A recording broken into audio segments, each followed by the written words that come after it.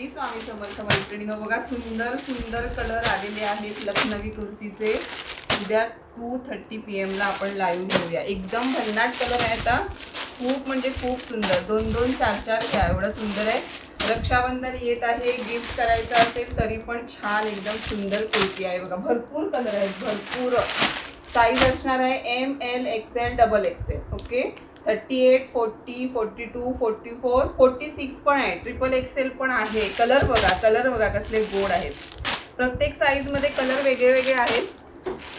पटापट बुक करायचं आहे।